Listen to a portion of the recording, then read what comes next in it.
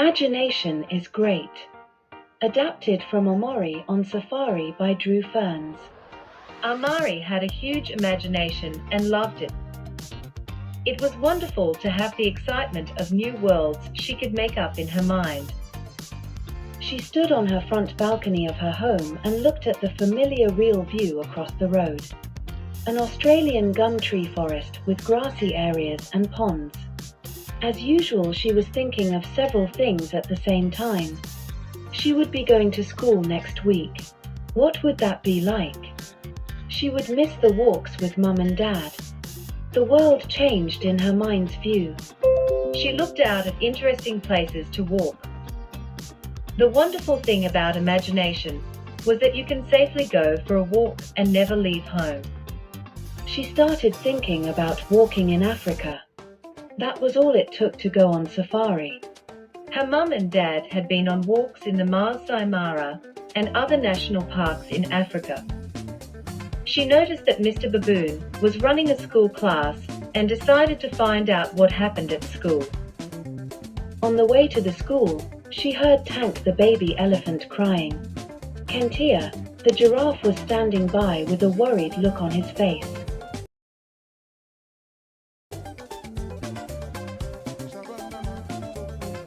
"Can I help?" called out Amari. "That would be great," said Kentia. "He has a cut on his trunk and his mother is still feeding down by the school." "No problem," said Amari. She thought of a band-aid and an antiseptic swab, and of course she found them in her pocket. "Ouch," said Tank, "that cleaning stuff stings." Amari pretended not to hear and made sure the cut was clean before she covered it with the big band-aid. "Thanks," said Tank, "that feels so much better. I am heading to the school. I think we should go there and tell your mum what happened," said Amari. "I better come with you," said Kentia. "The pond has a rather angry crocodile in it. If he snaps on your nose, you will end up with a trunk like Tank." Sure enough, there he was, the cranky croc. Amari could also see elephants. "There's my mummy," said Tank. Mr. Baboon had moved the class into the classroom as it was getting rather hot in the open grassland. "Do you have a question?" he asked. "We need a new project for the students." "Well, I was wondering how tall Kentia is." "He is huge," said Amari. "Do you know how tall you are, Kentia?" "Never thought about it," said Kentia. "Perfect. Class, you need to find out how tall Kentia is." Chatter said it could not be done as they only had a 1-foot ruler. Cedric asked, "Do we have a ball of string?" Amari reached into her pocket and pulled out a large ball of string. Cedric asked Kentia to put the end of the string into his mouth and stand up straight. Where the ball rested on the ground was marked and cut.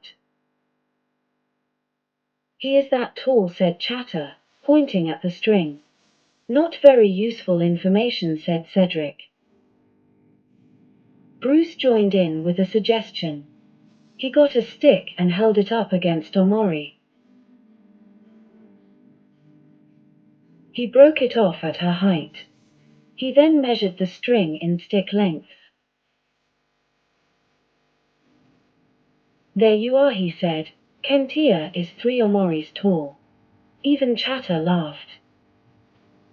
Cedric said that they were getting there. All they had to do was use the ruler to measure the stick and multiply that by 3 to get Kentia's height. The Amari stick was 1.5 meters long, so Kentia was 1.5 times 3 is equal to 4.5 meters tall. Amari told the class she would like to be a park ranger and check if the animals were all safe. She said goodbye to her new friends and set off on her inspection. Mr. Baboon said it was very hard, so Amari could drive his jeep to check if there was any problem in the park. Of course, Amari could drive a jeep in her imagination.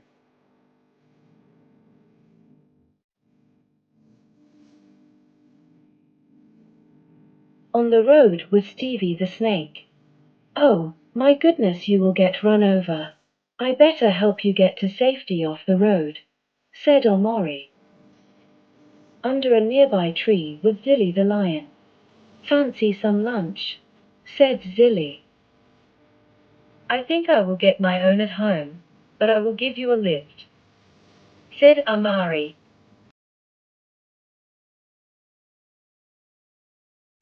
Amari's tummy rumbled, and she was tired after all the adventures and new friends she had made.